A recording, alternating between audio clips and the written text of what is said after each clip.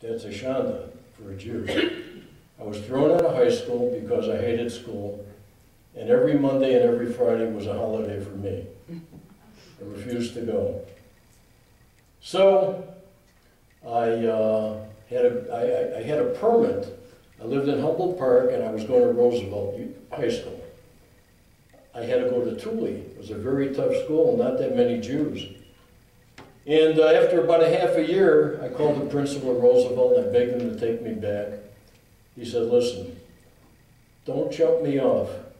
If I take you back, you better get a B average, stop playing hooky, stop being a bum. I said, I'll do anything you want. And he took me back.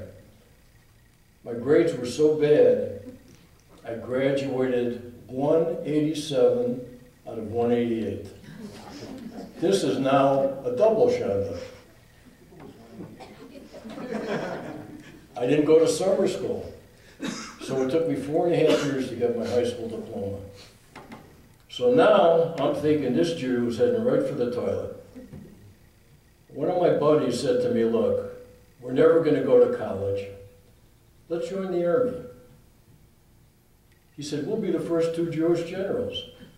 I was so uneducated and so uninformed that I didn't know that to become a general kind of helps to go to officer candidate school, which requires a college degree. But I didn't know. So I said, okay, let's go. So I went to Korea. He went to Texas. He got out on a psychiatric discharge. Now, I mentioned to you that I grew up with some anti-Semitism. In my neighborhood, there were Jews, Italians, and Poles. To my left was a guy named Genu, and to my right was a guy named Stashu. They didn't like Jews. Many times I was called dirty Jew. I would come home from school. I'd say to my father, some people want to beat me up. They said I killed Jesus. I don't even know who he is. Why? How could I kill Jesus when I'm little? And I said, what should I do? And my father, who came from Poland and escaped before Hitler got there, said, well, I was hoping when I came to this country it would stop, but I was wrong. He said, so I can tell you what you can't do. You can't run. You can't negotiate because they're animals. You have to learn how to fight. I can fight. I'm a fighting Jew. I'm in the California Boxing Hall of Fame. So I had to learn how to fight. We had some brutal fights. Nobody would call me a dirty Jew again. But I go to Korea. I'm 18 years old. I arrive in Korea. I'm in a truck. And the truck is driving me up the side of a mountain. And my outfit was on the DMZ. And so the truck driver says, this is where you're going to live. It was a Quonset hut. It looks like it's made out of corrugated tin. And so I get off the truck and I put my duffel bag on my shoulder and I'm walking in. It was a Sunday. There were no officers. And there were about 8 guys in the hut. And I saw an empty bunk and I laid down and I was reading a magazine that I got in Tokyo at the PX.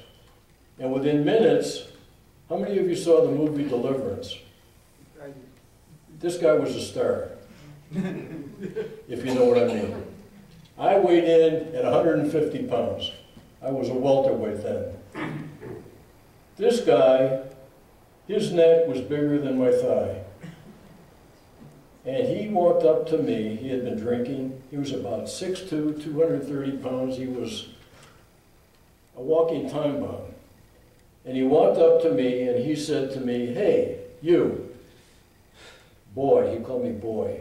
He said, are you from Chicago? I'm a pretty fast thinker, and I'm thinking, how does he know I'm from Chicago? And then it occurred to me the truck driver must have put my personnel file down in the Quonset hut. I said, yeah. His words were, what do people in Chicago do besides get shot at and get run over by trucks? And now I know what's coming next. Are you a Jew? And as he said that, he started shaking my bunk. I'm holding on, I'm ready to fall. And then he said, show me your tail. I don't get on trains.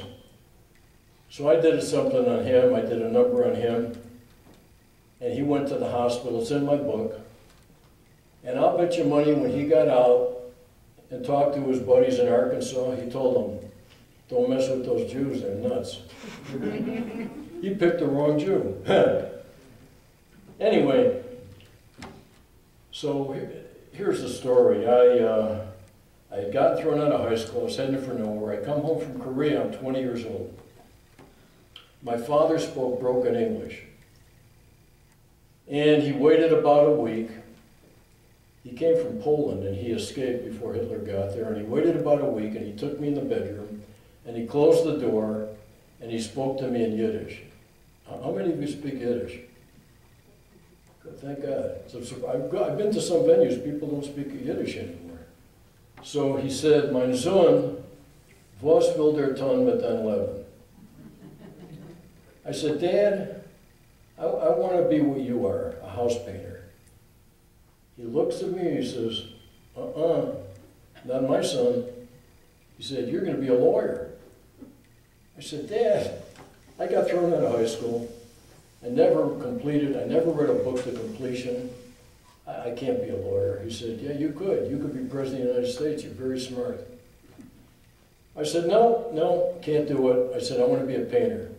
He said, okay, Boychik, tomorrow you start. He put me into projects on the south side.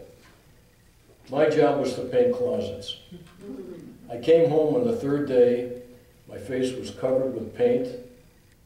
I said, Dad, I'm going to be a lawyer. So he quelled. Now the problem was, probably like a lot of you, we had no money. So I had to come up with a plan. How can I become a lawyer when we have no money? So, and then I said to my father, Dad, it's going to take me 8 years. It'll take me 4 years to get a bachelor's degree, another 4 years to go to law school at night. My father was a very wise man, and he said, 8 years will come, and 8 years will go, and the bums will be home drinking beer, watching television, and you will walk in the court and the judge will call you a counselor. I said, okay, I'm going to do it. So I had to get jobs. I went to Roosevelt University. I started out at Wright Junior College and then went to Roosevelt University. I drove a taxi cab. I also had a second job selling cash registers. And eventually, I got my bachelor's degree. I was then living in Los Angeles. And then I started law school. I became a high school teacher. I taught high school in Los Angeles. And then I went to law school. I slept 3-4 hours a night. It wasn't easy. And eventually I became a lawyer. Then I joined the Los Angeles County Public Defender's Office, which was the best criminal law firm in the world. I loved it.